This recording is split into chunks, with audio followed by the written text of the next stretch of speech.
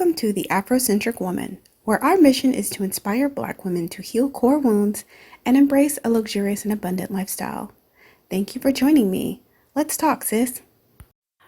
Hey ladies, I just wanted to come on here and talk briefly about two red flags to look out when you're talking to a new guy that you're interested in dating and potential mommy issues. And so these are two kind of like extremes, like as far as like the type of mothering that they receive. They're like two extremes, but the end result is a dysfunctional man at the end of the day, especially if he doesn't see anything wrong with it. So when you're talking to a potential guy and you ask him about his mom, or you just kind of casually talk about family, it might come up naturally in a conversation. And, he may be mentioning something about his mom. If he talks about his mom being really strict, like super, super strict, working all the time, um, beating him, uh, punching him, slapping him, um, not take, he may say something like, yeah, my mom didn't take no mess off of us. My mom was a gangster. She didn't take nothing. She wasn't about that. Like my mom was about her business. She really wanted us to stay off of this and stay on to that and be successful, whatever the case may be. But if he talks about his mother as though she were a demented military, like sergeant, a drill sergeant, it's a huge red flag. I would run. Especially if he doesn't see anything wrong with it. So the first case scenario, he might be like, yeah, and so that's why I'm so strong today. That's why I turned out and I've accomplished so much. If he has that kind of attitude, oh my gosh, that's the danger. But if he's like, yeah, my mom was, she was this super strict and very kind of strong. And, upon reflection, I realized it was abusive.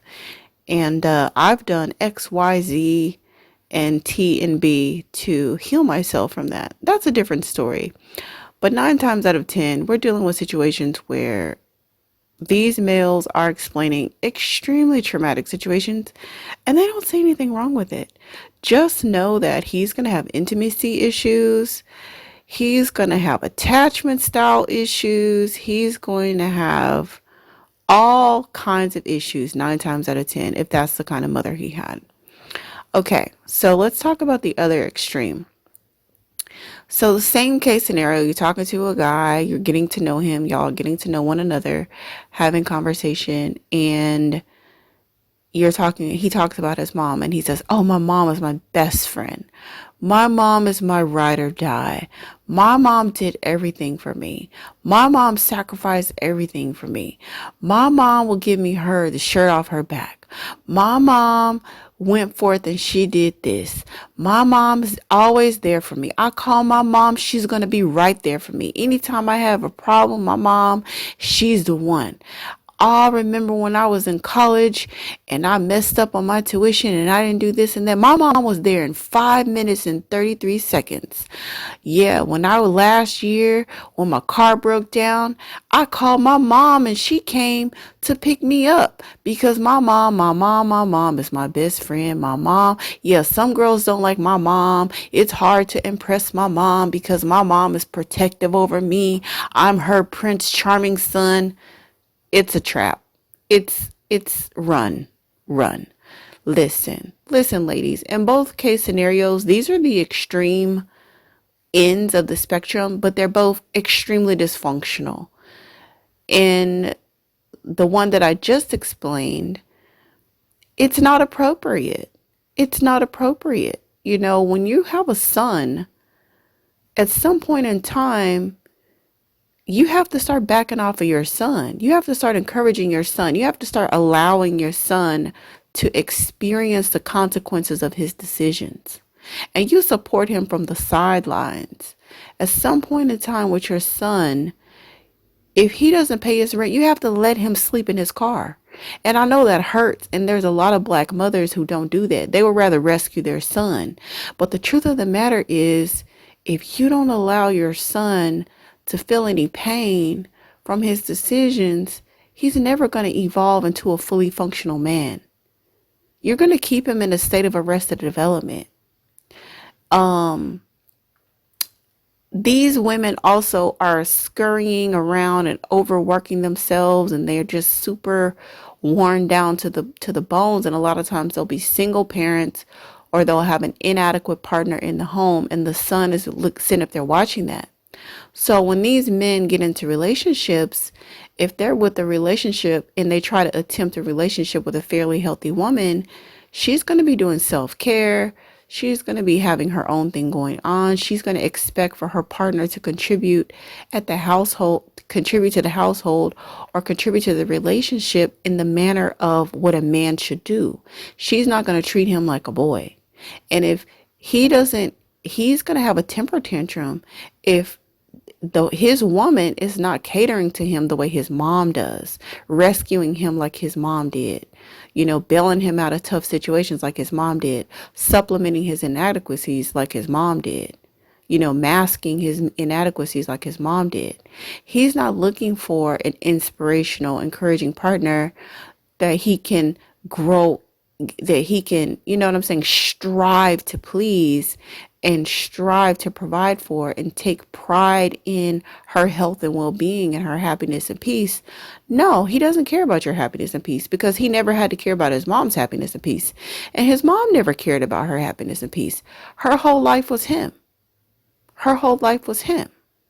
So those are just some little things to think about when you're talking to these guys. I've had some conversation over the past couple of weeks, and these are definitely things that jump out at me, especially the extremely cold and dismissive and strict mothers.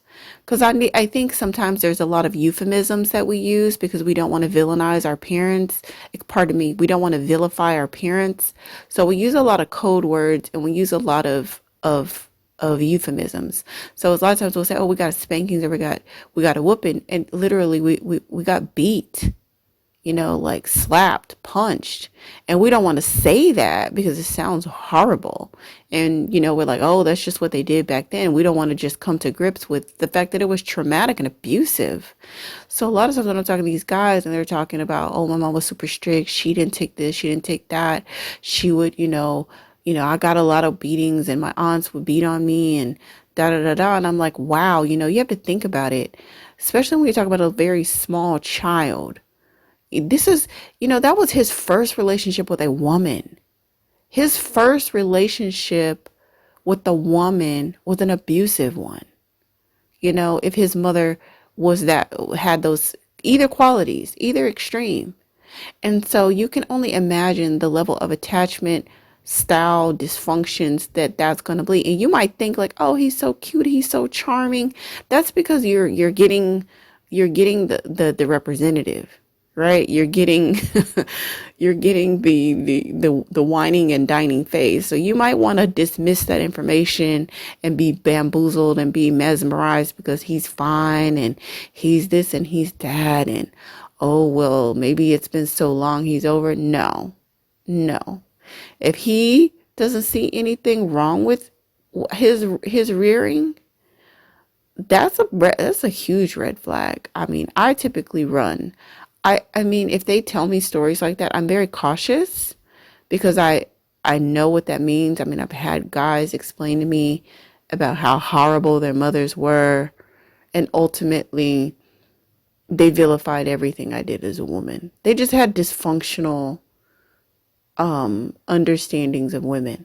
Like, do I have issues for my dad? Yeah, but I've also invested years, okay, when I tell you years of healing work, right? So I'm good on that. Like, I know how to love a man and be loved by a man. I've rectified a lot of my own internal issues, but it scares me for the men who are roaming around and have gone through these traumas and experiences, and they haven't invested any energy or time money or anything into addressing it. And then they just unleash their dysfunction on the world. So, all right, ladies, so be vigilant of that. Drop down in the comments and let me know. Have you dealt with guys with mommy issues?